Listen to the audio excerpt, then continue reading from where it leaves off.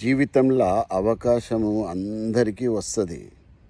కొంతమంది కంప్లైంట్ చేస్తుంటారు, ఆయన పెట్టి పుట్టినాడండి, ముట్టిందల్లా బంగారం అయిపోతుంది, నేను ముట్టిందల్లా మసి అయిపోతుంది అని అంటుంటారు.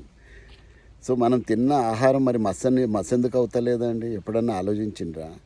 ఇవన్నీ వేస్ట్ మాటలు, అట్లా ఎప్పుడు అనుకోవద్దు. ప్రతి వ్యక్తికి కూడా అవకాశాలు వస్తుంటాయి.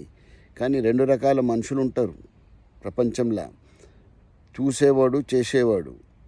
మరి చూసేవానికి ఎప్పటికీ కూడా సక్సెస్ అన్నది రాదు, చేసేవానికే వస్తుంటుంది. మరి ఏం చూస్తున్నాం మనము?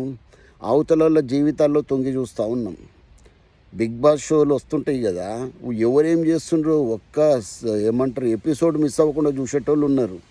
అంత అవసరమా అండి? మీ జీవితంలో మీరు చూసుకోండి, మీ ఇంట్లో ఏం జరుగుతుందో మీరు చూసుకోండి, మీ జీవితంలో ఏం జరుగుతుందో మీరు చూసుకోండి.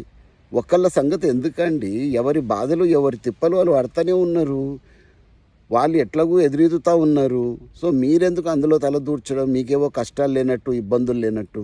కాబట్టి దయచేసి ఈ యొక్క పాడు అలవాటును మానుకోండి.